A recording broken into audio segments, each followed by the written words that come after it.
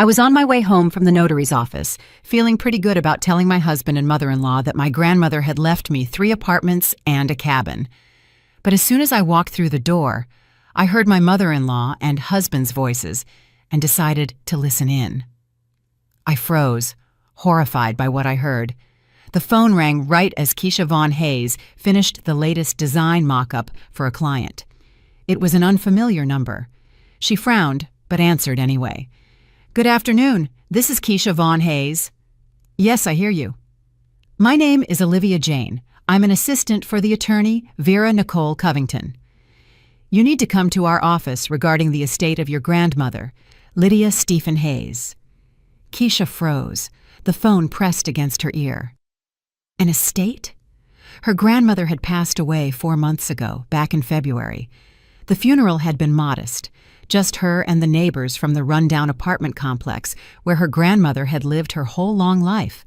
What kind of inheritance could there possibly be? "I'm sorry, are you sure? Grandma Lydia had practically nothing, just a single room in a shared apartment." "Ms. Hayes, I can't discuss the details over the phone. You need to come in person with your driver's license. We're open until 6 o'clock. You can come by today." "Okay, I'll be there in 1 hour." Keisha hung up and stared into space.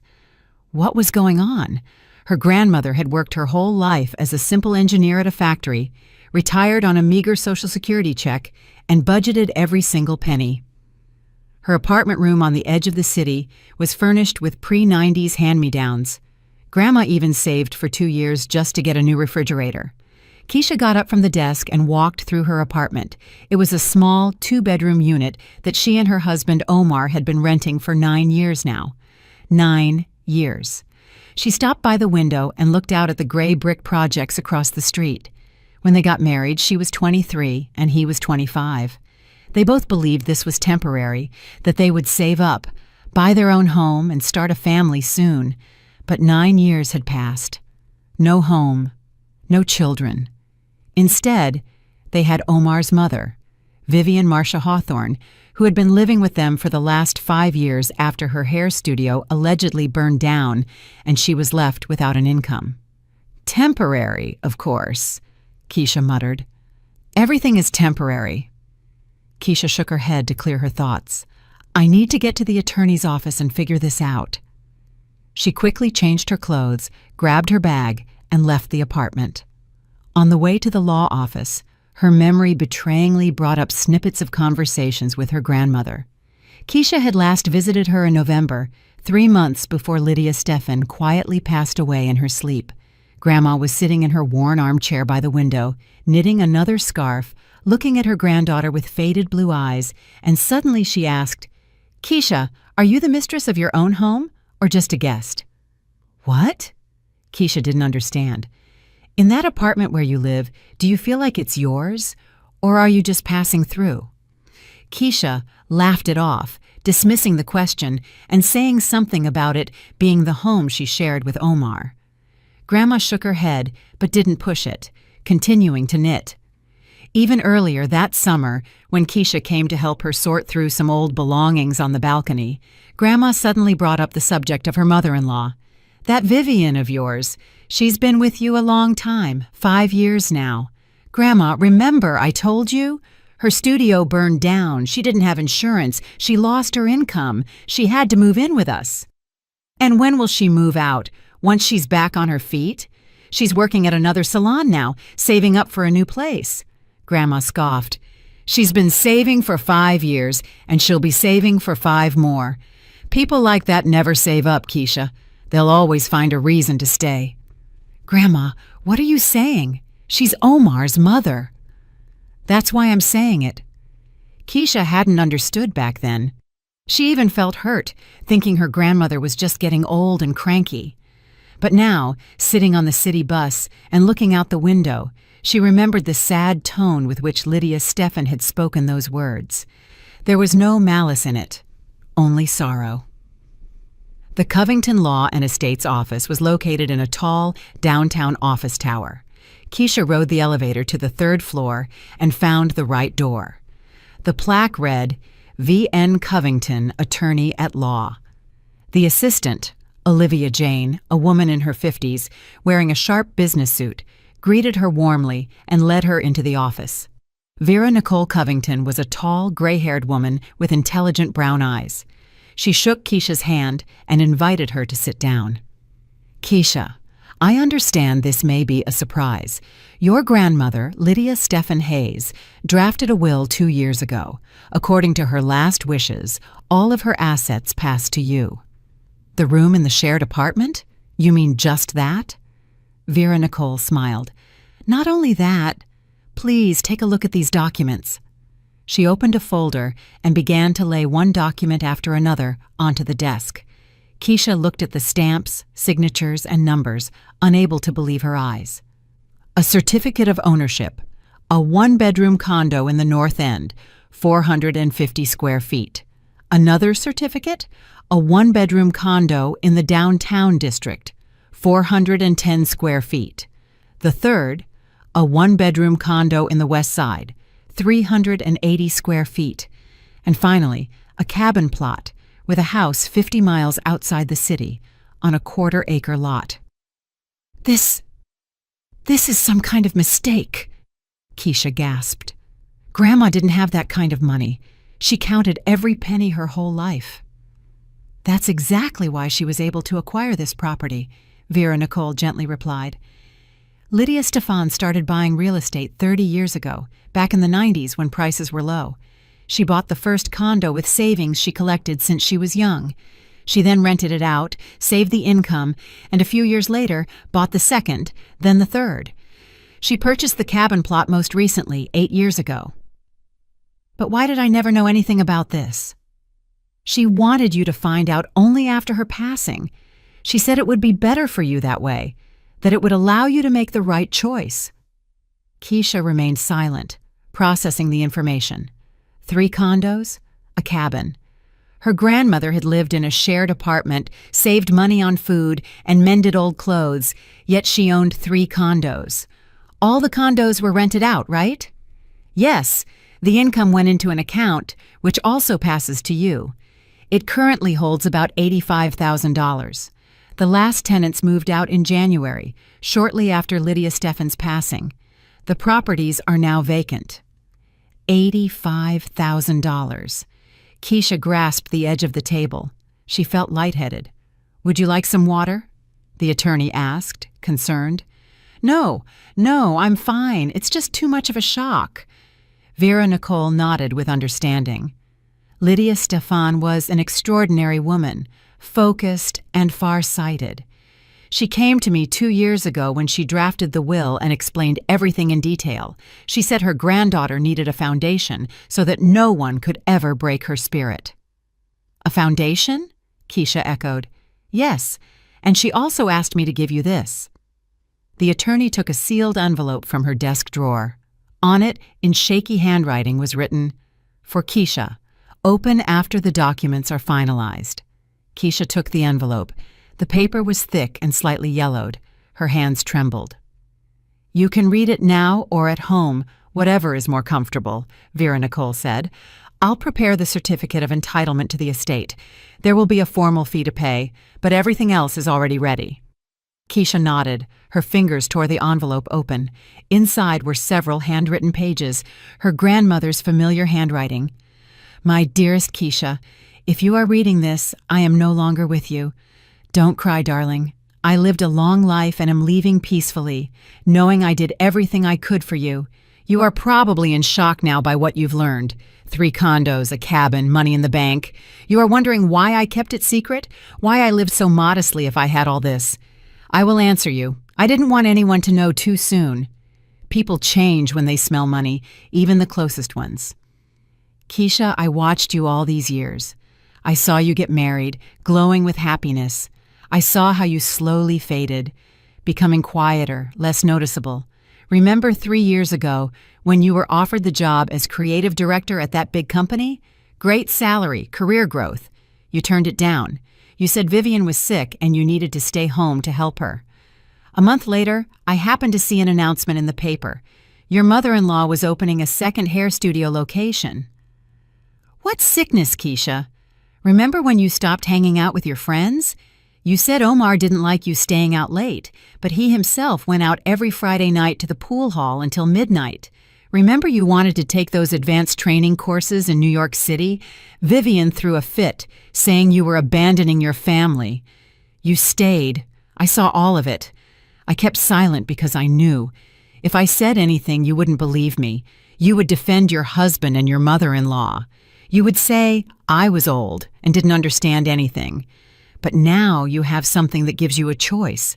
The 3 condos, the cabin, the money. It's not just real estate, Keisha. It is your freedom. If you love Omar, if you are happy in this marriage, then stay. Live as before. But now you will be living by your own choice, not because you have nowhere else to go. And if you realize you deserve better, you'll have somewhere to go. You will have a roof over your head, even several roofs. And one more thing, darling. A very important one. After you find out about the inheritance, the people around you may change. There might be strange conversations, requests, or propositions. If you hear anything unpleasant or frightening, don't rush to react. Don't scream, don't cry, don't accuse. Listen first. Let people finish talking. Let them show you who they truly are, because people only show their true colors when they think no one is watching or listening. When they believe you won't find out. I believe in you, Keisha. You are strong, smart, and worthy. You just forgot that somewhere along the way. It's time to remember. Live, granddaughter. Live for yourself. I will always be with you in your heart. Your Grandma Lydia. Keisha finished reading the letter, and silent, hot tears ran down her cheeks. She sat in the armchair opposite the attorney, clutching the written pages, and for the first time in many years, she felt something shifting inside her. Vera Nicole discreetly looked away, pretending to be busy with documents, giving Keisha time to compose herself. After a few minutes, Keisha wiped her eyes and took a deep breath. "I'm sorry." "There's nothing to apologize for. These are powerful emotions. It's perfectly normal." They finished finalizing the documents about an hour later. Keisha left the law office with a heavy folder in her hands. Inside lay the certificates of entitlement, contracts, and bank account details. Her grandmother's whole life invested in those square feet. She walked to the nearest park, sat down on a bench, and pulled out her phone. She wanted to call Omar to tell him the news, but her finger hovered over the screen. If you hear anything strange, don't rush to react. Why did Grandma write that? What did she know or foresee? Keisha put the phone back in her bag, sat up straight, folded her hands in her lap, and began to recall the last few months. Grandma passed in February. In March, Omar suddenly became incredibly attentive. He started asking about her work, inquiring about her projects. Before, he could go weeks without asking her a single question about her life. In April, he suggested she sign over power of attorney to him for all her important documents, reasoning that it would be more convenient so she wouldn't have to run around to different offices. Keisha refused, saying she could handle it herself. Omar sulked for 3 days and then dropped the subject. In May, Vivian suddenly started asking about Grandma, wondering if she had left behind any valuables, documents, or savings. Keisha replied that there was nothing. Just the room in the shared apartment, which had already been vacated. Her mother-in-law gave her a strange, narrowed look, but said nothing. A coincidence? Keisha got up from the bench. The decision came to her clearly and coldly. She wouldn't tell anyone about the inheritance yet, not until she figured out what was going on. Grandma was a smart woman. If she gave a warning, there was a reason for it. She got home at the usual time, around 7 in the evening. Omar and his mother were in the kitchen eating dinner. Vivian was cooking, as she always insisted Keisha couldn't cook properly. "Where have you been?" Omar asked without looking up from his plate. "Out on business, handling documents." "What documents?" "Work stuff, a new client contract." Omar nodded, losing interest. Vivian slid a scrutinizing glance at Keisha, but also remained silent. Keisha went into the bedroom, closed the door, sat on the bed, pulled the folder from her bag, and stared at the certificate of ownership. 3 condos, a cabin, $85,000 in the bank. She had a choice. For the first time in 9 years of marriage, a real choice. She hid the folder in the farthest drawer of the dresser, under a stack of old sweaters. Tomorrow, she would find a more secure place. For now, it could stay there. The evening passed as usual.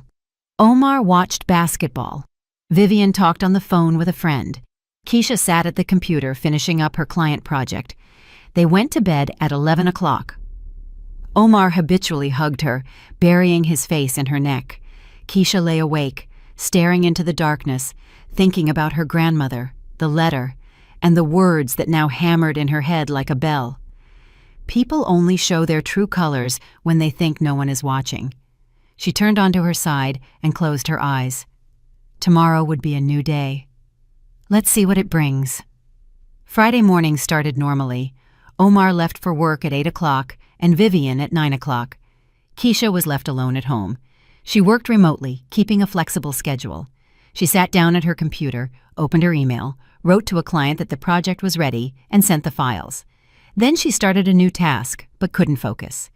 Her thoughts kept returning to yesterday, to Grandma's letter, to the inheritance. At 11 o'clock, Keisha stood up from her desk and walked through the apartment. She peeked into Vivian's room. The bed was neatly made. On the nightstand was a stack of glossy beauty magazines. On the wall were pictures of Omar at different ages. Not a single photo of her and Omar together, as if the daughter-in-law didn't exist. She went out, closed the door, walked to the kitchen, poured herself some water, and sat at the table looking out the window. She needed to go see the condos, the 3 that now belonged to her, to check their condition. Maybe tomorrow she would go to one of them, the one in the North End. But at that moment, the front door slammed shut. Keisha flinched and turned around. Who was that? Omar was at work until 6, and Vivian was at the salon until 7. She silently got up, went into the hallway, and listened. Voices were coming from her mother-in-law's room. 2 voices, a man and a woman, Omar and Vivian. But why were they home? Why weren't they at work? Keisha froze against the wall. She was about to go in and ask what was wrong, but then she heard a phrase that made the blood run cold in her veins. Her old lady died 4 months ago. I checked the records through Lisa at the city clerk's office. She owned 3 condos, 3 plus that cabin plot. She was renting out all of them. Can you imagine the kind of cash flow that was moving through there? It was Vivian's voice, sharp and satisfied.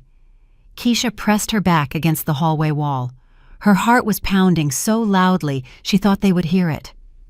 Seriously? Omar's voice responded. 3 condos? I thought she was broke. Keisha never said anything because your little fool didn't even know herself. That Lydia had been saving up in secret her whole life. She was a sly old fox, you've got to give her that. But the will is definitely made out to Keisha. The old lady didn't have any other relatives.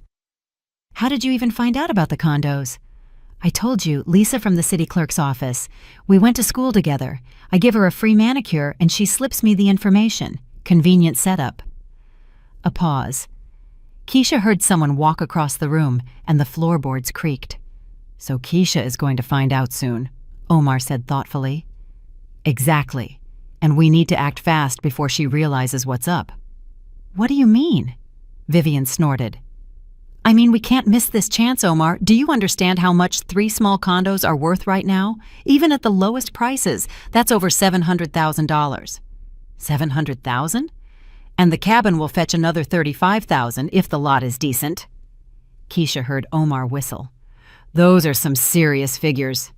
They are excellent figures, and that money can be ours, or rather yours, which means mine too. Mom, hold on. The inheritance is made out to Keisha. It's her personal property by law. I can't just take. You can't, if she doesn't want you to, Vivian interrupted.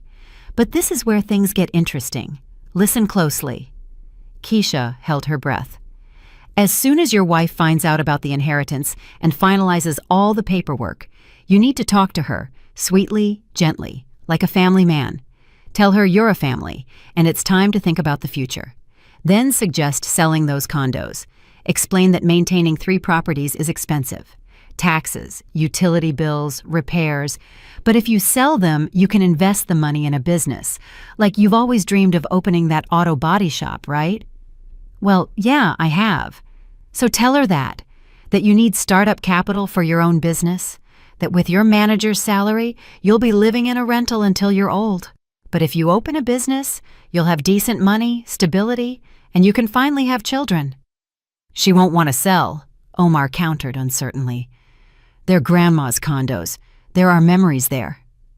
She will, if you pressure her right. You know your wife. She's weak-willed, compliant. She always does what she's told. You just have to present it the right way. Keisha stood in the hallway, feeling a coldness spread inside her. Weak-willed, compliant. That's what her mother-in-law thought of her. And the most frightening thing was that Omar wasn't disagreeing. But what if she still refuses? He asked. Then push the children angle. Keisha wants a baby, I know she does. You two have been discussing it for years. Tell her you can't have kids in a rental. You need your own place. Let her sell at least one condo. Use that money to buy a bigger 2 or 3 bedroom place. Naturally, you'll put it in your name. In my name, Omar repeated. Of course. You're the husband, the head of the family. It's logical. And then we'll see. We'll see what? Vivian paused. When she spoke again, her voice was cold and calculating. We'll see how life unfolds. If Keisha is obedient and invests in the family properly, you can keep her. But if she starts acting up, being stubborn, well, in a year or so, you can file for divorce. Once the money is invested in the business, it will be impossible to prove anything. Keisha clamped a hand over her mouth to stifle a cry. Mom, are you serious? Divorce? So what? Omar, look at the truth. You married her 9 years ago because she was convenient, quiet, calm, not a troublemaker. But she's nothing special, not vibrant, uninteresting. And what good is she? She works remotely. She earns peanuts. She barely keeps up with the house. I've been living with you for 5 years, and I do more housework than she does. Keisha closed her eyes. She contributed 38% to the family budget. 38%. And Vivian didn't pay any rent or buy groceries. She only cooked sometimes, and only when she felt like it. Mom, this all sounds kind of low, Omar mumbled. Low? What's low? Feeding a parasite for 8 years? That's not low. She lives in this apartment, uses everything, but what's her contribution? Nothing. You and I work and earn money, and she sits at the computer drawing little pictures. Well, she's a graphic designer. That's her job. Job. It's called freelancing. That's not a job. It's messing around. Normal people work stable jobs, not browsing the internet. Keisha clenched her teeth. She had worked as a designer at a major company until Vivian moved in. Then her mother-in-law orchestrated an entire campaign saying Keisha should be home to support the family, not hanging out at the office. Omar supported his mother. Keisha quit and went freelance. She thought it was temporary. 5 years passed. Listen to me, Omar, Vivian continued, her voice adopting soft, manipulative tones. I'm not thinking about myself. I'm thinking about you. You're smart, talented, but without startup capital, you'll work for someone else your whole life. And now fate is giving you a chance. You just need to use it right. What about you? What about me? I'm your mother. I invested in you my whole life, taught you, raised you, got you on your feet. When your father left us, who raised you? Me? Alone. I opened the studio so I could give you an education, so you wouldn't lack anything. Mom, what does that have to do with this? It has everything to do with this. Now it's my turn to get a return. My studio burned down 5 years ago. I was left with nothing. Do you think I enjoy living in your 2-bedroom rental? I want to open a new studio, a good one, a big one.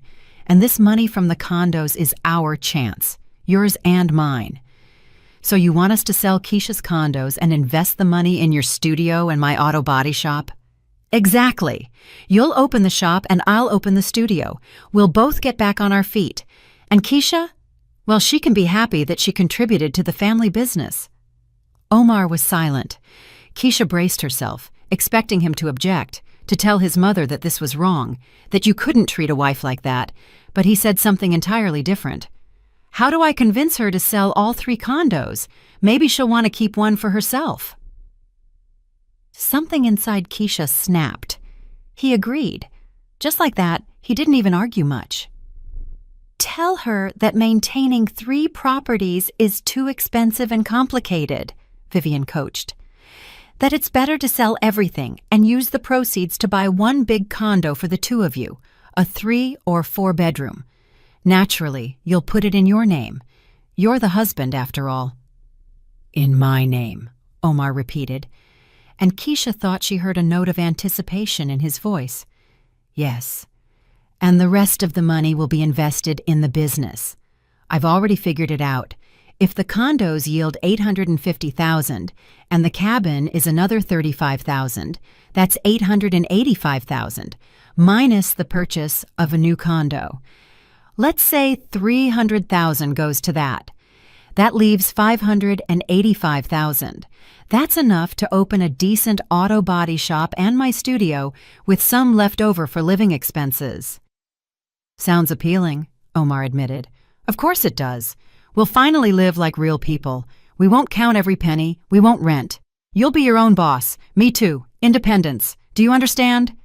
I understand. So get to it, son. As soon as Keisha finds out about the inheritance, start making your move. Just be careful. No immediate pressure. Give her a day or 2 to be happy, and then gently lead her to the idea of selling. Talk about family, the future, and children. She's compliant. She'll agree. And if she doesn't? If she doesn't, hint at problems in the relationship. Tell her you don't understand how she can be so selfish, that a real wife supports her husband in everything. She'll be afraid of divorce. She'll give in. Trust me. A long pause. Okay, Omar finally said. I'll try to talk to her. That's my good boy. And remember, no remorse. This is our chance, and we are not going to miss it. Keisha stood in the hallway, pressing her palms to her chest. Everything inside her felt numb. There was no pain, no tears, no hysterics. Just a cold, absolute realization.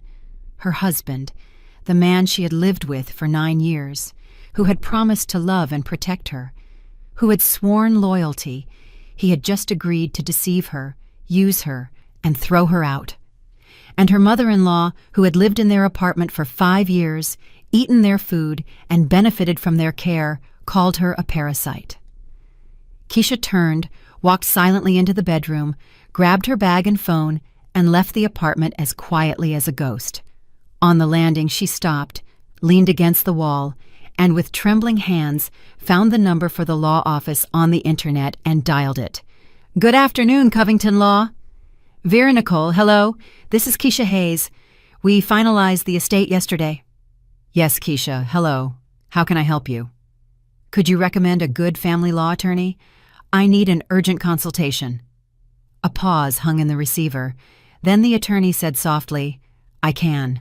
Anya Serena Peterson, a very competent specialist in asset protection. Hold on, I'll give you her number. Keisha wrote down the number, thanked her, and immediately called the lawyer. Peterson speaking.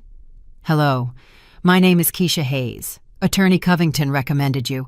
I need consultation on protecting an inheritance from my spouse. I understand, the woman briefly replied. I can see you today at 4 o'clock. Do you have the address? Keisha wrote it down, made the appointment, walked downstairs, and stepped outside. It was just past 1 in the afternoon. She had 4 hours until the meeting. She walked aimlessly, just moving through the streets. She thought about 9 years of marriage. 9 years she had believed they were a family, that they were together, a team. It turned out she was just convenient help, quiet, compliant, someone who could be used, deceived, and discarded when she became inconvenient. No, it wouldn't happen that way. Grandma had warned her and given her both the inheritance and the advice. Now it was up to Keisha. She stopped at a cafe window and looked at her reflection in the glass. A pale face, dark circles under her eyes, disheveled hair. a tired woman of 32 who had lost herself somewhere along the way. But right now, in this second, something changed. Her gaze became different, firm and determined. Keisha straightened her shoulders, lifted her chin, walked into the cafe, ordered a coffee, and sat by the window, watching the passers-by. In 4 hours, she would meet with the lawyer, learn how to protect her assets, and ensure that no one, neither her husband nor her mother-in-law, could touch them. And at home, she would act as if nothing had happened. She would listen to Omar try to persuade her. She would record the conversations and gather the evidence. And when the moment came, she would strike. Grandma was right. People show their true colors when they think they aren't being watched. Omar and Vivian Hawthorne had shown their faces. Now it was Keisha's turn to show hers. She finished her coffee and stood up. She still had 3.5 hours until the meeting with the lawyer. She could go check out one of the condos, the one in the North End. Keisha left the cafe, hailed a taxi, and gave the address. As she rode, she looked out the window and, for the first time in many years, felt not fear, but anticipation. A new life was beginning, her life, and in this life, she was making the decisions. Anya Serena Peterson's law office was located in a high-rise business center on the 9th floor. Keisha rode the elevator, arriving exactly at 4 o'clock, and found the right door. The plaque was understated, without frills, A.S. Peterson, Family and Estate Law. Anya Serena met her herself, without a secretary. A woman in her 50s, short ash-blonde hair, a tailored tan suit, and attentive gray eyes behind thin-framed glasses. Her handshake was firm and confident. The office was strict, almost minimalist. A large desk, 2 client chairs, and shelves stacked with legal books. No unnecessary details. Keisha sat in a chair, putting her bag on her lap. Anya Serena sat opposite her, pulled out a notepad and pen. "Tell me everything." And Keisha told her everything, about her grandmother's inheritance, the letter, and the overheard conversation between her husband and mother-in-law. She spoke calmly, without emotion, just stating the facts. Anya Serena listened, taking notes and occasionally clarifying details. When Keisha finished, the lawyer put down her pen, took off her glasses, and rubbed the bridge of her nose. "It's a good thing you came straight away. Let's look at the legal side of the matter. First, and most importantly, property acquired through inheritance is your separate personal property, according to Section 36 of the Family Code. Your spouse has no rights to it whatsoever. Even in the event of divorce, he cannot claim those condos or the cabin plot. But he and his mother said that if I voluntarily sold them and invested the money in his business, that's where things get complicated. If you voluntarily sell the real estate and transfer the money to your spouse's account, or invest it in a business registered in his name, it will be extremely difficult to prove the origin of those funds, especially if time passes and the money mixes with other income. In a divorce, the court could potentially deem those funds as marital assets." Keisha nodded. So their plan was well thought out. "What should I do?" Anya Serena put her glasses back on and picked up her pen. "First, under no circumstances should you sign any documents without consulting me. No deeds of gift, no consents to sell, no powers of attorney. If your spouse brings you any papers, tell him you want to study them and bring them immediately to me. Understood? Second, open a separate bank account at a different bank, not the one you share with your husband. Transfer all rental income from the condos into that account if you decide to rent them out. Keep all the inheritance documents and all financial transactions related to this property separate. Third, rent a safe deposit box. Put copies of all the inheritance documents in it. It's also best not to keep the originals at home, maybe with your parents, a friend, or at my office if you prefer." Keisha remembered how her mother-in-law was constantly rooting around in their bedroom. Now it was clear what she was looking for. "I'll do that." Fourth, and this is very important, collect evidence. If your spouse or his mother pressure you, threaten you, or manipulate you, record the conversations. By law, you have the right to record conversations you are personally participating in. This may come in handy. What if he finds out I'm recording? He won't, if you're careful. Every smartphone has a voice recorder. Turn it on before the conversation. Keep the phone in your pocket or nearby. Then send the files to my email. I will keep copies. Keisha took out her phone, opened the voice recorder app, tried it out, and checked the recording quality. The sound was clear. I have another question, she said slowly. We live in a rental apartment. If I decide to leave, I have somewhere to go. I have 3 condos. But how do I do it the right way? Anya Serena looked at her intently. Are you considering divorce? I'm considering all options. The lawyer nodded. Wise. Good. Listen, if you decide to file for divorce, you can file the petition through me. I will prepare all the documents and submit them on your behalf. Your husband will only find out when he receives the summons. You don't have jointly acquired property. You have no children. That means the divorce could be fast. 1 month, 2 months, tops. And he won't be able to claim the condos? No, I repeat, the inheritance is your separate property. The only risk is if significant marital funds were invested in the properties during the marriage for capital improvements that substantially increased their value. But that would need to be proven, and it only concerns genuinely large investments. So if I do a cosmetic renovation on one of the condos so I can live there, that doesn't count? No, that doesn't count. Routine maintenance and minor repairs are considered normal property upkeep. Keisha took a deep breath and exhaled. A plan was beginning to form in her head. One more thing, Anya Serena added. If you decide to move into one of the condos before the divorce, be aware that your spouse might try to move in with you. By law, spouses are obligated to live together. You can deny him access, but that could complicate the divorce process.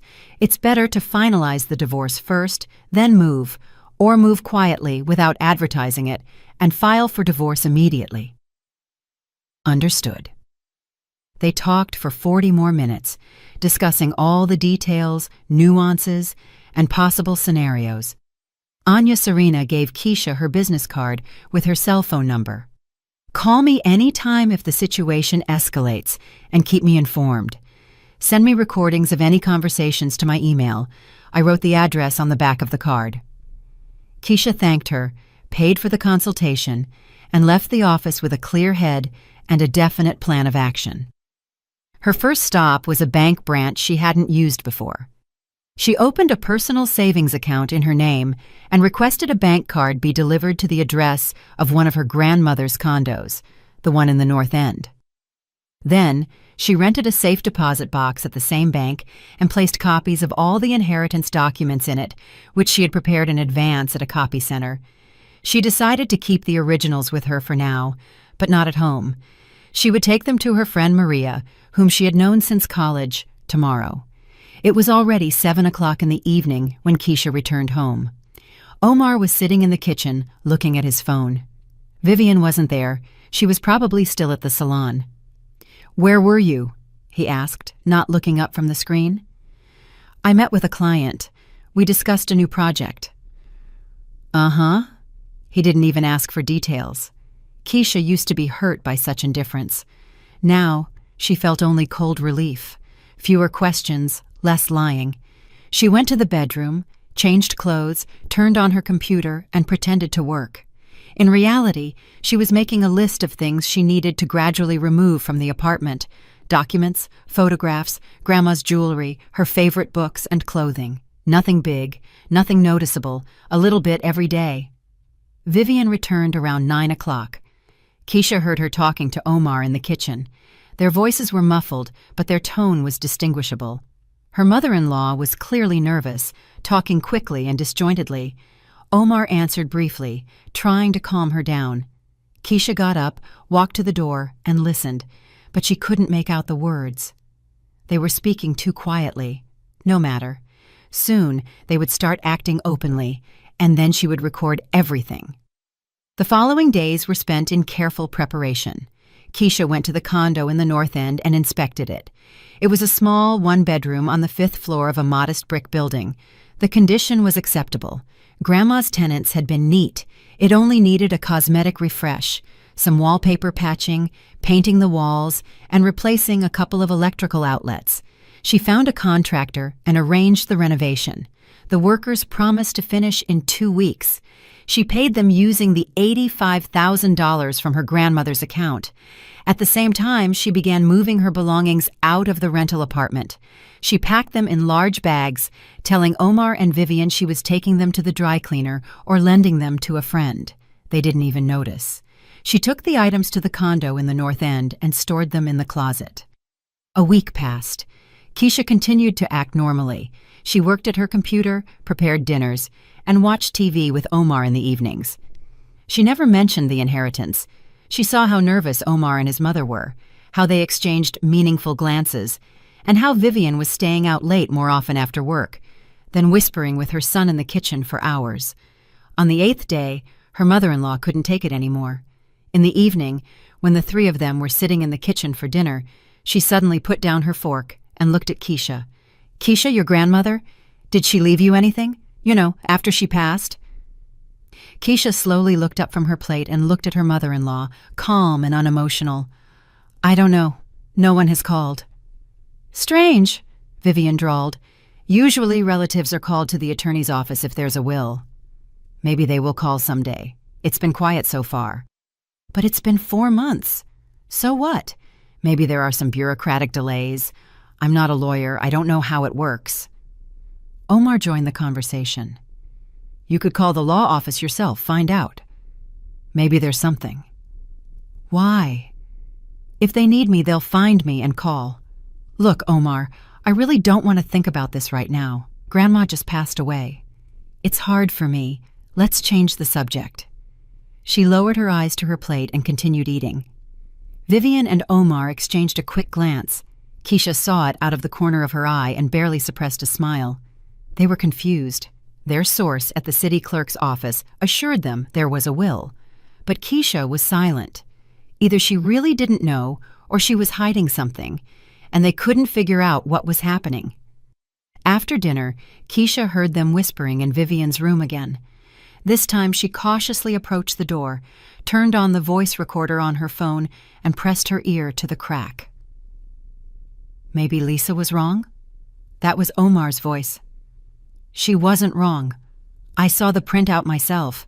It clearly stated 3 real estate properties in the name of Lydia Stephen Hayes will made out to Keisha Vaughn Hayes. Then why is she quiet? Does she really not know, or is she suspicious of something? Suspicious? Of what? I don't know. Did she somehow figure us out? How? We were talking quietly then. She was at work. Are you sure? I think so. Yes, I checked. She wasn't home. Fine, we'll stick to the plan. If she knows about the inheritance, or if she finds out, she'll slip up eventually. The main thing is not to push too hard, or we'll scare her off. Keisha stepped away from the door, turned off the recorder, saved the file, and sent it to Anya Serena's email, adding a short explanation. Mother-in-law and husband discussing the inheritance. The lawyer replied in 10 minutes, received. Excellent. Keep gathering evidence. The next day, Omar began to act. At breakfast, he suddenly started talking about the future. Keisha, I've been thinking, it's time for us to seriously consider having children. What do you think? Keisha looked up from her coffee and turned on the voice recorder beforehand. Her phone was in the pocket of her robe. Children? Yeah, we're both over 30. It's time. All our friends have kids already, and we keep putting it off. We're putting it off because we live in a rental. You always said we needed to buy our own place first. Exactly. That's why I'm thinking, maybe it's time to get serious about this. We don't have the money for an apartment. What if we found a way? For example, I could open my own business, the auto body shop. Remember how I always dreamed of it? With good startup capital, I could get it running and start earning decent money. Then we'd buy a condo and have kids. Keisha nodded thoughtfully. Sounds good, but where would the startup capital come from? Omar hesitated. Well, we could take out a loan with crazy interest rates. No, thank you. Then maybe we could save up somehow? We'll be saving for 20 years. Omar frowned, clearly expecting a different reaction. He was waiting for Keisha to bring up the inheritance herself if she knew about it, but she remained silent, calmly finishing her coffee. "All right, we'll think about it some more," he mumbled. Keisha nodded, stood up, and took her cup to the sink. Omar watched her with a puzzled look. Conversations like this repeated every 2 or 3 days. Omar would bring up children or the apartment or the business. Keisha would listen, nod, and agree that it would be nice, but she never once mentioned the inheritance, and she recorded the conversation every time. Vivian also began to act, but her methods were cruder. She started being openly rude. One evening, when Keisha was making dinner, her mother-in-law came into the kitchen, tasted the sauce, and made a face. "Too much salt again. Don't you have any taste buds?" "I think it's fine." "It's fine for someone who can't cook. Step aside, I'll finish it." Keisha stepped away, not arguing or snapping back. She simply walked out of the kitchen, leaving her mother-in-law to finish dinner. In the past, she would have been hurt and upset. Now, she felt nothing but cold relief. Vivian could be rude all she wanted. It would end soon. A few days later, Vivian walked into the bedroom Keisha shared with Omar without knocking. Keisha was sitting at her computer, working. "Keisha, I need to talk." "I'm listening." "You know, my friend offered me a room in her apartment. It's cheaper than here. I was thinking, maybe I should move out." Keisha turned around and looked at her mother-in-law. She stood in the doorway, arms crossed over her chest, with a challenging expression. "Whatever you want, Vivian, that's your decision." "Well, I just realized that you and Omar are cramped, and I'm in the way here." "You're not in the way." "Yes, I am. And besides, you've been married for 9 years. It's time you had your own place. It's awkward living in a rental with your husband's mother, isn't it?" Keisha remained silent, watching her mother-in-law, waiting for the continuation. "So I was thinking, maybe it's time for you to move out? Rent a bigger apartment without me? Or better yet, buy something." "With what money?" "I don't know. Save up. Take out a loan. Omar wants to open a business. Maybe he'll succeed. Or maybe you have some options." There it is. The pressure is starting. Keisha turned back to her computer. "Vivian, if you want to move, then move. No one is keeping you. But Omar and I are staying here for now. When we have the money to buy a place, we will. Until then, we're renting, and we're fine with that. Now I need to work. Excuse me." The mother-in-law stood there for a moment, then abruptly turned and left. Keisha heard her room door slam shut. That evening, she listened in on their conversation again. Vivian was furious. "Is she stupid or what? I hinted so directly, and she had zero reaction." "Mom, maybe she really doesn't know anything. It can't be. 4 months have passed. Attorneys are obligated to notify heirs. She knows. I'm sure of it. She's just hiding it." "Then what should we do?" "We need to push harder. Tell her straight up. I want to start a business. I need money. If you have any options, speak up." Omar mumbled something vaguely. Keisha turned off the recorder and sent the recording to the lawyer. 2 more weeks passed. The renovation in the North End condo was finished. Keisha went, accepted the work, and the condo felt cozy and fresh. She brought in bedding, towels, and dishes. She bought necessary small items at the store: shampoo, soap, laundry detergent. She stocked the refrigerator with groceries. The condo was ready to live in. Meanwhile, her relationship with her mother-in-law had completely broken down. Vivian stopped hiding her hostility. She was rude at every opportunity, making nasty remarks and provoking conflicts. One morning, Keisha found her favorite mug, a gift from Grandma, broken in the sink, shattered. "Vivian, do you know what happened to my mug?" "It fell. I was doing the dishes. It slipped. It's too bad, but it's just a mug. Buy a new one." "It was a gift from my grandmother." "So what? Dead people don't need mugs." Keisha stopped at the kitchen doorway and looked at her mother-in-law with a long, cold stare. "Vivian, I live here because this is my husband's rental. If you have a problem with living together, you can move out yourself. No one is keeping you." The mother-in-law turned crimson. "How dare you? I'm Omar's mother." "And does that give you the right to be rude?" "I'm not being rude. I'm telling the truth. You've been living off my son for 9 years, giving nothing back. I contribute almost 40% of the family budget. You contribute nothing. So who's living off whom? Vivian opened her mouth, closed it, found nothing to say, turned around, and flew out of the kitchen, slamming the door loudly. Keisha calmly brewed coffee in a new mug and sat down at the table. Inside, everything was level and cold. In the past, after such clashes, she would have been upset and distressed. Now, she felt only satisfaction.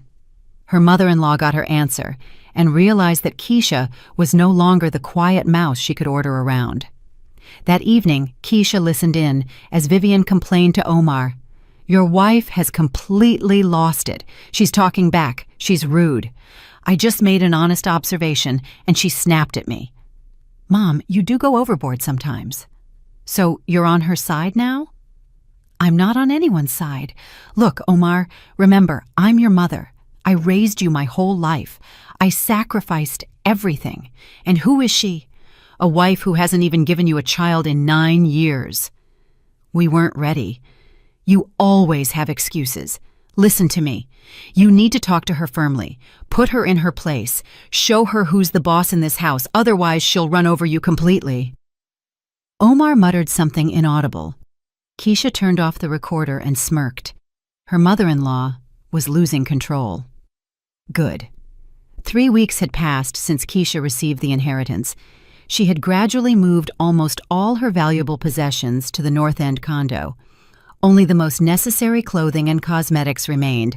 She could pack a bag and leave at any moment. The lawyer approved her actions. Anya Serena listened to all the recordings, studied the situation, and gave the go-ahead for the next stage, filing for divorce. "You have enough evidence of their intentions," she said over the phone. "Recordings of them discussing their plan to deceive you, attempted manipulation by your husband, and your mother-in-law's hostility. All of this will create a full picture for the court if needed. Are you ready to file the petition?" "Yes," Keisha answered firmly. "I am." "Then come by tomorrow. We'll finalize the documents." The next day, Keisha went to see the lawyer. They drafted the petition for dissolution of marriage and gathered all the necessary documents. Anya Serena promised to file them with the court at the start of the following week.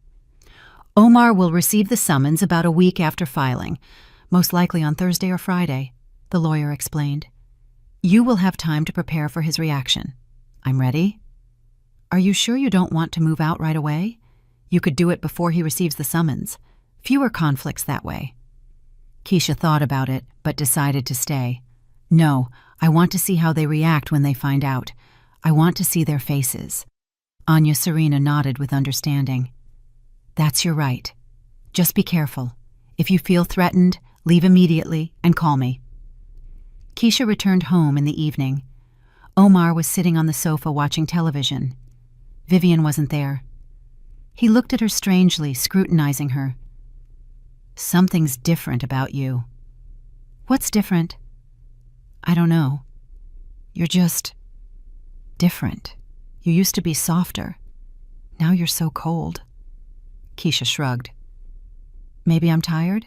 I just have a lot of work." Omar kept staring at her, then sighed. "Keisha, we need to talk." "Seriously talk." "About what?" "Our future."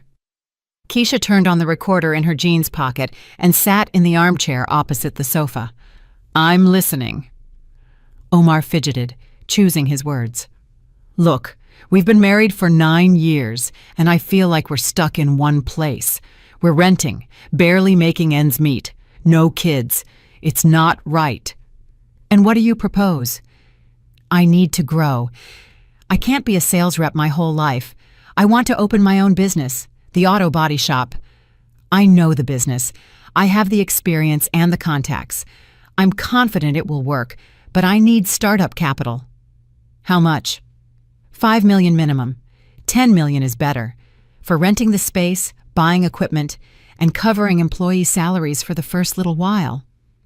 "Where would that kind of money come from?" Omar looked at her expectantly.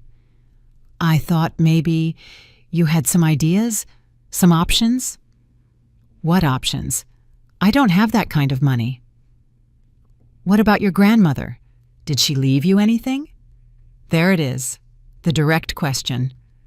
Keisha paused, looking at him, then slowly said, Omar, I need to think about our future. His face brightened. He clearly took this as agreement. That's what I'm talking about. Let's think together as a family. If Grandma left you something, this is our chance. I said I need to think, Keisha interrupted. Give me some time. How much time? I don't know. A week. 2. Omar nodded, satisfied. Okay, think about it. Just don't take too long. Opportunities don't last forever. Keisha stood up, went to the bedroom, closed the door, turned off the recorder, and sent the file to the lawyer with a comment. Husband directly asks about the inheritance, trying to manipulate. The reply came instantly. Excellent. Hang in there. Everything is going according to plan. The next day, Saturday, Vivian staged what she called a family council. In the evening, after dinner, she solemnly sat Keisha and Omar down at the kitchen table and sat opposite them. So, she began with weight, we need to talk frankly, no holding back. Keisha looked at her calmly, hands folded on the table. The recorder was on. Keisha, the mother-in-law continued, did you receive an inheritance from your grandmother or not? A direct question, straight to the point.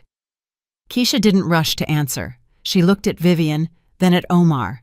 He avoided her gaze, nervous. Why are you asking? Keisha finally said. Because we are family, Vivian exclaimed. And if anyone in the family has an opportunity to help the others, they should do it. An opportunity to help? Yes. Omar wants to start a business. He needs money. If your grandmother left you something, it's our chance. Our chance? Of course ours. You and Omar are husband and wife. Everything one person has belongs to both of you. Keisha shook her head. Not exactly. An inheritance is the personal property of the person who received it. Vivian frowned. How do you know that? I read up on it. Read up? Smarty pants. Listen to me, girl. There should be no secrets or separate money in a family. Everything is shared. And if Grandma left you condos or anything else, you are obligated to share it with your husband. You are obligated. Yes, you are his wife. Keisha stood up from the table and looked down at her mother-in-law. Vivian, I am obligated to no one, especially not you. Vivian shot up, purple with anger. How dare you speak to me like that? Calmly. I'm tired of enduring your rudeness and manipulation. Enough.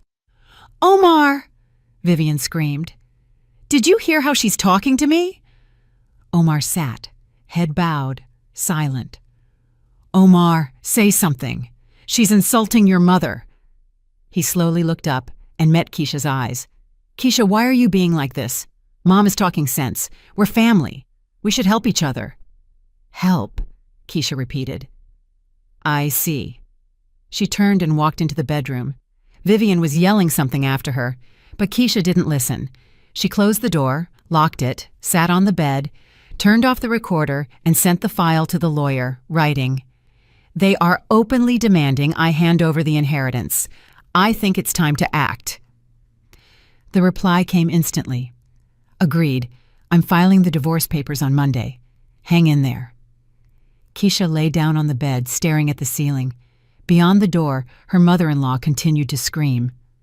Omar was saying something, trying to calm her down. Just a few more days. Only a few days and everything would change. Grandma was right. People had shown their true colors, and now Keisha knew what to do. She closed her eyes and took a deep breath. Her chest felt calm and cold. Clear. The game was still on, and she was going to win. Keisha lay in the bedroom, listening as the voices outside the door finally died down. Vivian finally calmed down and stopped shouting. Omar said something to her, softly, soothingly. Then she heard footsteps, and the mother-in-law's room door slammed shut. Silence. Keisha looked at her phone. A message from Anya Serena. We file the documents in court on Monday at 10 in the morning. Be prepared for your husband's reaction in about a week. Today was Saturday.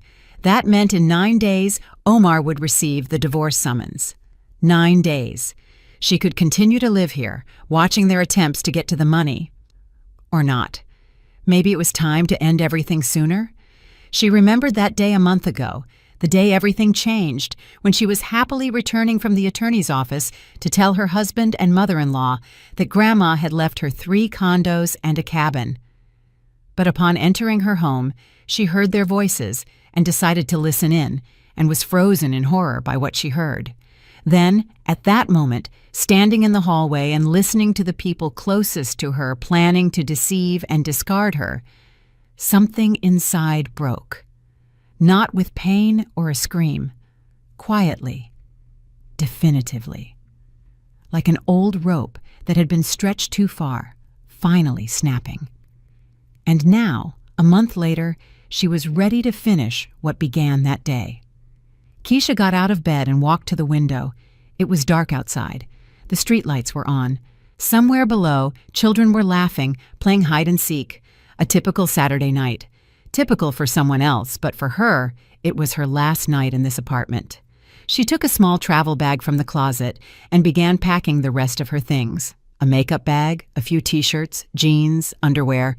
Everything else was already at the North End condo. This was the last bag. She packed it, closed it, and placed it by the door. Then she picked up her phone and texted Anya Serena. "Leaving tomorrow. I think it's time to end this charade." The reply came a minute later. "I support you. Go for it. I'm available." Keisha went to bed without leaving the room. Omar never knocked or tried to talk. He was sleeping on the sofa in the living room. His mother probably told him to give his wife time to think. Let him think that. Sunday morning started late. Keisha got up at 9 o'clock, dressed, brushed her hair, grabbed her bag, and walked out of the bedroom. Omar and Vivian were in the kitchen drinking coffee. They saw her with the bag and exchanged glances. "Where are you going?" Omar asked. "To a friend's place for a couple of days." "Which friend?" "Maria. I need a break. Need to think." Vivian narrowed her eyes, satisfied. She clearly thought the plan was working, that Keisha was breaking under the pressure. Good. Think hard. Family is the most important thing. You have to be able to make sacrifices for the people you love. Keisha didn't answer. She simply turned and walked out of the apartment. She took a taxi to the North End condo, looking out the window. The city was waking up. People were rushing about their business. Stores, cafes, and hair salons were opening somewhere. Just the normal life of normal people. Soon, she would have a normal life too. Without lies, without manipulation, without a mother-in-law who called her a parasite. The condo met her with silence and the smell of fresh paint. Keisha put her bag in the hallway and walked through the rooms. Everything was in place. Everything was ready. Her belongings were neatly stacked in the closet, dishes were in the kitchen, and food was in the fridge. Home, her home. She sat on the sofa, took out her phone, and texted Anya Serena. "I've moved out. We're filing the papers tomorrow." The reply, "Yes, I will be at the courthouse at 10 o'clock. You don't need to come. I will handle everything. I'll meet you at the office at 2 o'clock. We will discuss the details." Keisha spent the rest of the day settling into the condo. She hung towels in the bathroom, arranged books on the shelf, and put away her clothes. By evening, everything was ready. She went to bed early, in her own bed, in her own condo. She slept soundly, without dreams. Monday was calm. Keisha worked at her computer, talked to clients, and finalized projects. At 2 o'clock, she drove to Anya Serena's office. The lawyer met her with a folder of documents. "I filed the petition this morning. The court date is set for July 23rd in 3 weeks. Your husband will receive the summons this week, most likely Thursday or Friday." "Okay. He will call and try to meet. What should I do?" Keisha thought for a moment. "I won't answer the phone. Everything I needed to say, I'll say in court." "A wise decision, but be prepared for him to try to come to you. Does he know the address of the North End condo?" "No, I haven't told anyone." "Excellent. That means it will be difficult for him to find you. Keep your phone on, though. If anything happens, call me immediately." They discussed the details of the upcoming court hearing, possible questions, and arguments. Anya Serena was confident in their success. You have no jointly acquired property, no children, no shared debt. The divorce will be a formality. The only thing your husband might try to do is drag out the process by requesting reconciliation. But the judge is unlikely to agree, given the circumstances. Keisha returned home and continued to work. Her phone was silent.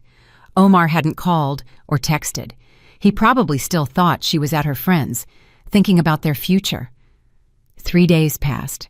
Wednesday, Thursday. Silence. On Friday, around 11 o'clock in the morning, her phone was flooded with calls. Omar, 1, 2, 3, 5, 10 times. Keisha didn't answer. Then came the texts. Keisha, pick up the phone urgently. This has to be a mistake. I got a summons from the court. Did you file for divorce? Answer me. Keisha read the messages calmly, not replying. She blocked Omar's number, then she blocked Vivian's number, who also started calling. At 4 o'clock, Anya Serena called. Your husband came to my office demanding explanations. He was yelling and threatening. I had to call security. Threatening? Verbally. He said he wouldn't agree to the divorce, that you would regret it, and that he would find a way to get what's his. Everything is recorded on my office cameras. If he continues, we will file for harassment. Good. Has he come to you? No. He doesn't know where I am. Excellent. Hold tight. Only 2.5 weeks until the hearing. That evening, Keisha sat on her balcony with a cup of tea, watching the sunset. Her phone lay beside her, turned off. Silence. Peace. Somewhere in that rental apartment, Omar and Vivian were probably panicking, trying to figure out what happened, how Keisha found out, why she filed for divorce, and where she was now. Let them guess. A week passed. Keisha worked, met with clients, and walked around the city. She lived the normal life she hadn't lived for the last 9 years. No one controlled where she was, who she was with, or when she came home. No one was rude, pressured her, or manipulated her. Freedom turned out to be quiet, not loud, not dazzling, just a quiet, calm certainty that she belonged to herself. Omar kept trying to reach her from different numbers. Keisha blocked every new one. Then he started emailing and messaging her on social media. She didn't read them. She deleted them immediately. 3 days before the court date, a message came from Anya Serena. Your spouse filed a counterpetition for reconciliation. The court denied it. The hearing will proceed as planned. Keisha felt relieved. It would all be over soon. July 23rd was a hot day. Keisha woke up early, dressed in smart black slacks and a white shirt, pulled her hair back into a ponytail, and applied minimal makeup. She looked calm and confident. The court started at 11 o'clock. She arrived 20 minutes early and met Anya Serena in the hall. Ready? Yes. He's already here, with his mother. They're sitting in the corridor waiting. I see. Do not speak to them before the hearing. If they try to approach you, walk right past. They went up to the 3rd floor and walked down the corridor. Omar was sitting on a bench, hunched over. Next to him, Vivian was tense and angry. They saw Keisha and jumped up. Omar took a step toward her. Keisha, we need to talk. Keisha walked past him, not looking at him. Anya Serena blocked his path. Do not approach my client. I'm her husband. You are the respondent in a divorce case. All questions will be addressed in the courtroom. They entered the courtroom. Keisha sat next to the lawyer, hands folded in her lap, breathing evenly and calmly. A minute later, Omar and his mother walked in and sat on the opposite side. Omar looked at Keisha with a pleading gaze. Vivian looked at her with hatred. The judge, an elderly woman with gray hair and a stern face, walked in. Everyone stood up, then sat down. The hearing began. The judge read the petition and asked Keisha if she confirmed her intention to dissolve the marriage. Yes, I confirm. The grounds? Irreconcilable differences. The marriage has fundamentally ceased to exist. The judge turned to Omar. Does the respondent agree to the dissolution of marriage? Omar was silent. Vivian nudged him with her elbow. "No, I do not agree," he choked out. "I want to save my family. I ask for a period of reconciliation." The judge looked at the documents. The petition for reconciliation was already denied. There are no grounds for a repeat review. Respondent, do you have any claims regarding the division of property? Yes, Vivian interrupted. My daughter-in-law has an inheritance. 3 condos. They must be divided. The judge frowned. Who are you? I am the respondent's mother. You are not a party to this case. Please remain silent or leave the courtroom. Vivian pressed her lips together but fell silent. The judge turned back to Omar. I repeat the question. Do you have any claims regarding the division of property? Omar looked at Keisha, then at the judge. Yes, my wife received an inheritance during the marriage. I believe I am entitled to half. Anya Serena stood up. Your Honor, according to Section 36 of the Family Code, property received by one spouse through inheritance is their separate property and is not subject to division. I present documents confirming that the real estate was received by my client through a will. She handed the folder to the judge. The judge reviewed the documents and nodded. The respondent's claims are unfounded. The inheritance is not a marital asset. Omar turned pale. But that's not fair. I'm her husband. The law does not provide for the division of an inheritance between spouses, the judge stated curtly. Do the parties have any other claims? Marital property, debts, or loans? Anya Serena shook her head. No. The parties lived in a rental property, did not acquire joint property, have no children, and have no financial obligations to each other. Respondent, do you confirm this? Omar sat with his head down. He nodded. The judge made a note in the documents. Given the absence of property disputes, children, and the mutual acknowledgement of the impossibility of saving the marriage, the court issues a decree of dissolution of marriage. The decree will become final 1 month from the date of issue. Hearing adjourned. She struck the gavel. It was over.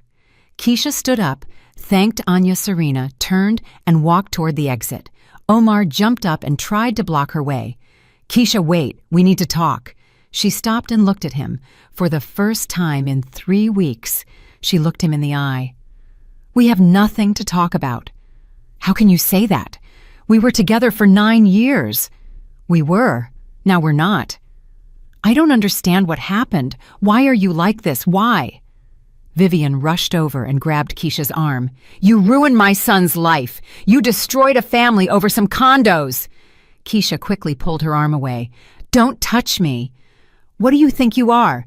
You think you're somebody now that you have money? Vivian, step away.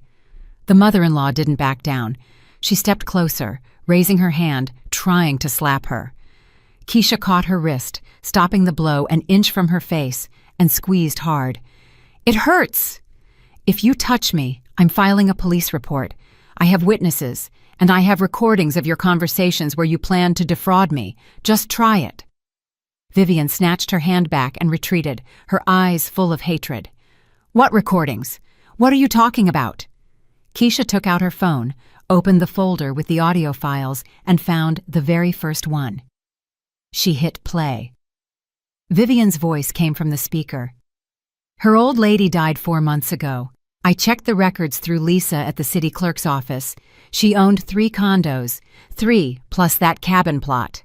Keisha stopped the playback and looked at her mother-in-law's white face and her husband's bewildered expression. I heard everything that very day when you thought I wasn't home. A month ago, you discussed how you would trick me, force me to sell the condos, invest the money in your business, and then divorce me once the money was spent. Omar opened his mouth, closed it, and found nothing to say. Vivian tried to salvage the situation. That's not what you think. We were just discussing options. Options for deception. Options for exploiting me. I heard every word and recorded it. I have 23 audio files of your conversations. They've all been given to my lawyer. They can all be used in court if you try anything else. The mother-in-law fell silent, realizing she had lost. Omar stepped forward, holding out his hands. Keisha, I'm sorry. I was an idiot. Mom talked me into it. I wasn't thinking straight. Please forgive me. Let's start over. Keisha shook her head. If you loved me, you wouldn't have agreed to your mother's plan. You agreed to deceive me and dump me for money. That's not love, Omar. That's calculation.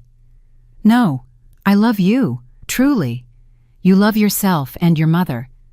I'm not even on the third spot on that list. I'll change, I promise. Don't bother. I'm not interested. Keisha walked around him and headed for the exit. Omar rushed after her. Wait, where are you going now? Where are you living? Let's meet and talk like adults. She stopped at the door and turned around. I've already filed for divorce. The court has issued the decree. In 1 month, we will be officially divorced. There's nothing left to discuss. But you have 2 weeks to vacate the rental apartment. The lease is in my name. If you don't leave, I will terminate the lease, and the landlord will evict you both. Omar froze. Are you serious? You're throwing me out? I'm throwing both of you out. It's my apartment. I rented it. I pay for it. I won't be paying anymore.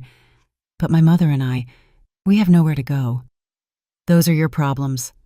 Vivian works. You work. Rent something for yourselves, together or separately. I don't care. Vivian stepped forward, her face contorted with rage. You'll regret this. Omar will find a way to sue you for those condos. We'll hire a lawyer.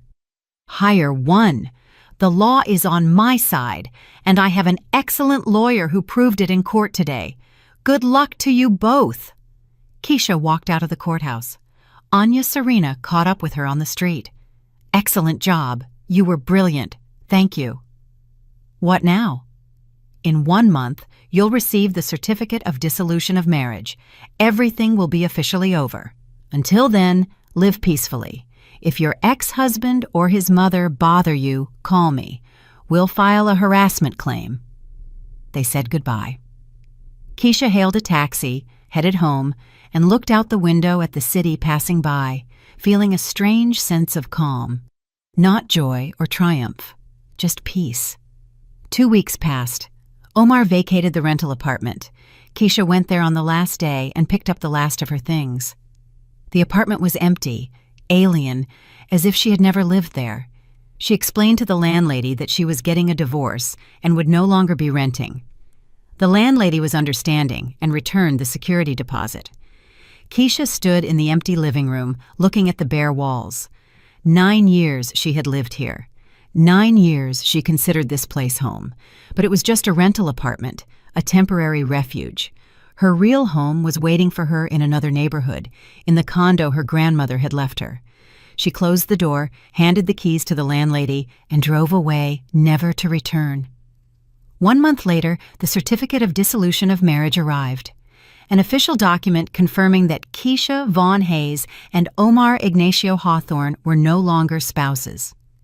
Keisha put the certificate in the folder with the other documents, locked it in the safe, and closed that chapter. Life went on. She got a job at a large graphic design studio, the same one that had offered her the creative director position 3 years ago. The position was taken, but they hired her as a lead designer. Good salary, interesting projects, and a pleasant team. She rented out 2 of the inherited condos, found respectable tenants, and formalized everything officially. The rental income covered all her expenses, with some left over. She decided to keep the cabin plot for herself. That summer, she drove out there and began tidying it up. A small house, an overgrown yard, an old gazebo. Grandma had planted the apple, cherry, and currant bushes there herself. Keisha hired a gardener and asked him to clean up the lot. By the end of the summer, the cabin plot was transformed, becoming a place where she could go on weekends to escape the city bustle. Omar tried to make contact a few times, calling from new numbers and sending messages on social media. Keisha didn't reply. She blocked them. Then he stopped trying. She learned through mutual acquaintances that he was renting a room in a cheap extended stay hotel and working at the same construction site. Vivian had closed her hair studio. Debts, loans, and tax issues. She was now working as a basic stylist in someone else's salon for minimum wage. Keisha felt neither joy nor schadenfreude at this news. She just acknowledged it. They were no longer a part of her life. That fall, she met Maria, her old friend, whom she hadn't seen in several years. They sat in a cafe, drank coffee, and chatted about life. "You've changed," Maria said, looking intently at Keisha. "You're different somehow." "In what way?" "More confident, calmer. Before you were, I don't know how to describe it, sort of run down, and now you're glowing." Keisha smiled. "I'm just living for myself now, finally." "And how is it?" "Strange, unfamiliar, but good." Maria reached out and squeezed her hand. "I'm genuinely happy for you." Another month passed. Winter came early. Snow fell in early November. Keisha stood on the balcony of her condo, wrapped in a blanket, looking out at the white city below. Did she feel happy? That was a difficult question. Happiness is when everything is perfect, when you have a loved one by your side, when your plans for the future are bright and joyful. She didn't have a loved one. Her plans were simple and ordinary: work, condos, and the cabin. Nothing grand. But she felt free. That was more important than happiness. The freedom to choose where to go, what to do, and who to talk to. The freedom to wake up in the morning and not think about who she had to please today. Her phone vibrated, an unfamiliar number. Keisha frowned and answered. "Hello?" Omar's voice. "Keisha, it's me. Don't hang up, please." She remained silent, waiting. "I need to talk to you. I realize I was wrong, that I behaved like a total... Forgive me. Give me a chance to fix everything." Keisha looked at the falling snow. "You had your chance. 9 years. You wasted it. Don't call again." "Wait, I've really changed. I moved out of my mother's place. I live alone. I've realized a lot." "Omar, even if you've changed, I'm not interested. I don't want to go back. I don't want to try again. I just don't want to. And don't call again." She hung up, blocked the number, stood on the balcony for another minute, then returned inside, poured herself some coffee, sat on the sofa, and turned on her favorite movie, one she hadn't watched in 9 years because Omar said it was a stupid melodrama. She watched, drank coffee, wrapped in a blanket, and for the first time in a long time, she felt that everything was exactly where it should be. 6 months after the divorce. February, the anniversary of Grandma Lydia's passing. Keisha went to the cemetery, brought flowers, stood by the grave, and looked at the photograph. Grandma smiled from the picture with her quiet, wise smile. "Thank you, Grandma," Keisha whispered. "You were right about everything." The wind stirred the tree branches, shaking snow onto the ground. Quiet, peaceful. Keisha stood for a moment longer, then turned and walked toward the exit. Life went on. Her life. And that was what mattered most. That evening, she sat in her condo, working on a new project. Coffee was on the desk. A notepad with sketches lay nearby. Soft music played. Rain tapped on the window. March was unpredictable. Snow one moment, rain the next. Keisha leaned back in her chair, stretched, and looked at the clock. 9:30 in the evening. The workday was over. She closed her laptop, poured herself another coffee, went to the window, and looked at the city. Lights in the windows, cars on the roads, people rushing about their business. Somewhere out there, in that city, Omar lived. Somewhere else, his mother lived. They were building their lives, solving their problems without her, and she was without them. Fair enough. Keisha remembered the words from her grandmother's letter. "It's not just real estate, Keisha. It is your freedom." A month ago, she hadn't fully understood those words. She thought freedom meant money, condos, the ability to leave. Now she understood. Freedom is the right to choose. Not because you're afraid of being homeless, not because of outside pressure, but simply because you want something, or you don't. Her phone vibrated again, another unknown number. Keisha looked at the screen and sighed. Omar hadn't given up. She answered the call. Keisha, it's me. Please, let's meet. Let's talk like grown-ups. We have nothing to talk about. How can you say that? We have 9 years behind us. We did. Now we don't. I miss you. Keisha chuckled. You don't miss me. You miss what I could give you.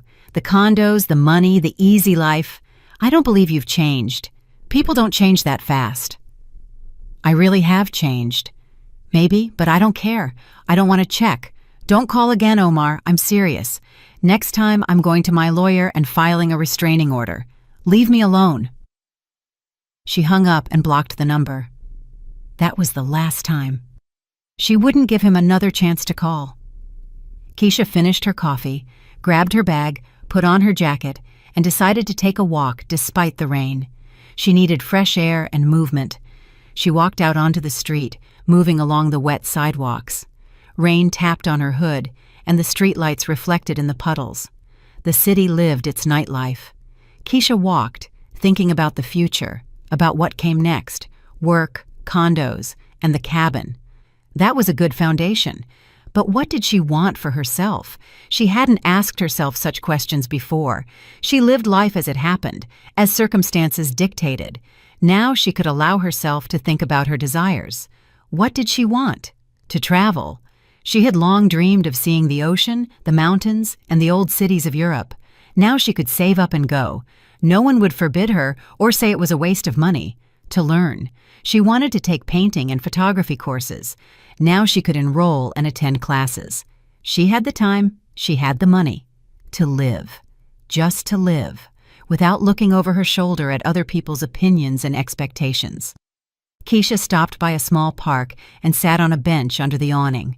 She took out her phone, opened her notes, and began to write a wish list. The ocean, painting classes, a new project at work, renovations at the cabin, maybe get a cat. The list grew, and with every line, she felt warmer inside.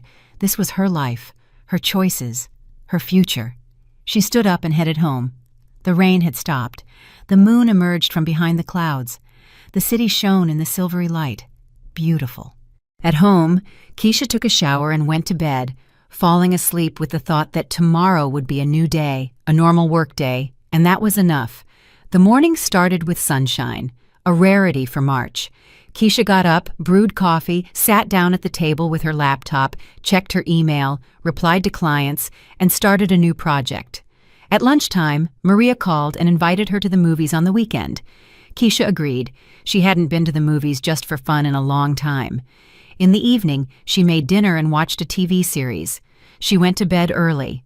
A normal day. Her day. 2 more months passed. May. Warm weather. The trees turned green. Keisha drove out to the cabin, spent the weekend there, worked in the yard, and planted flowers she bought at the market. The neighbors greeted her and asked how things were. One of the neighbors, a man in his 40s, offered to help her fix the fence. Keisha agreed. They worked together for several hours, then drank tea on the porch and talked about life. His name was Igor. He was a programmer who came to the cabin to escape the city. Divorced, no children. Keisha didn't tell him her whole story in detail, just said she was also recently divorced and lived alone. Igor nodded with understanding. Sometimes it's better to be alone than with the wrong person. Exactly. They exchanged numbers and agreed to call each other if they needed help with the yard. Keisha returned to the city on Sunday evening, tired but content. The cabin plot was coming alive. The yard was green. Soon the apple trees would blossom.